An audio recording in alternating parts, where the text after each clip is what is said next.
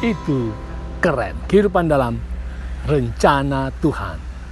Pada 18 Mei tahun 1991, Sergei Krikalev meluncur dengan pesawat ruang angkasa Soyuz untuk menjalankan misi bekerja 5 bulan di stasiun ruang angkasa Mir.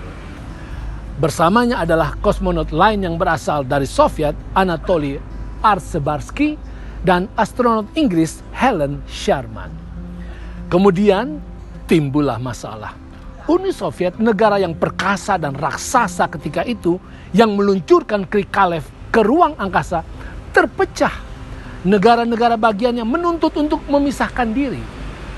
Selama berbulan-bulan, Krikalev dan kawan-kawan melayang-layang di angkasa 2 kali lebih lama dari rencana. Dan itu tentu saja menimbulkan efek tidak enak kepada tubuh dan pikirannya. Mereka harus menunggu kapan bisa kembali. Bersyukurlah setelah lebih dari 300 hari, akhirnya mereka kembali ke bumi, kembali ke rumah mereka. Saudara, umat Tuhan seakan-akan terperangkap seperti Krikalev dan kawan-kawannya. Kita seharusnya tidak tinggal di bumi lagi. Kita seharusnya sudah kembali ke surga. Kita seharusnya sudah bersama-sama dengan Allah di surga. Kita seharusnya sudah hidup sejahtera dan kekal di surga.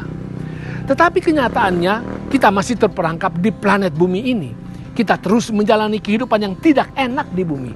Kita terus menjalani kehidupan yang penuh derita, penuh cobaan, bahkan penuh aniaya. Apakah yang harus kita lakukan sementara menunggu saatnya tiba untuk dijemput Yesus dan pergi ke surga, tempat yang lebih baik? Surat Ibrani adalah nasihat-nasihat penting bagi kita untuk mengetahui apa yang harus kita lakukan sementara masih terperangkap di bumi yang tidak enak ini. Antara lain, yang pertama, hendaklah kita saling memenuhi kebutuhan fisik rekan-rekan seiman kita. Yang kedua, praktikkan keramah tamahan dan kunjungi mereka yang terpenjara. Yang ketiga, bersikaplah murah hati. Yang keempat, sadarlah bahwa Tuhan tidak akan meninggalkan kita.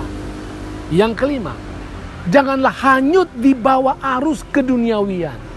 Yang keenam, jangan kembangkan hati yang jahat, yang tidak percaya. Yang ketujuh, bertumbuhlah dalam pemahaman tentang iman. Yang kedelapan, hadirilah secara konsisten pertemuan-pertemuan ibadah. Saudara, selama hiruk-pikuk politik di Uni Soviet terjadi, di ruang angkasa, Krikalev menghabiskan waktunya memandangi bumi, mendengarkan musik yang dimainkan oleh rekan-rekannya, dan berbicara di radio. Untuk kita, ada lebih banyak yang dapat kita lakukan, bukan? Marilah kita maju bersama, saling menyemangati, bangkitkan kasih, dan lakukan pekerjaan-pekerjaan baik. Dan ingatlah bahwa Yesus sedang melakukan pelayanan pengantaraan di tempat kudus surgawi. Apabila Yesus selesai menjalankan tugas pengantarannya itu, maka kita akan dijemput untuk kembali ke rumah Bapa yang di surga, untuk hidup kekal bersama dengan Dia. Itu keren.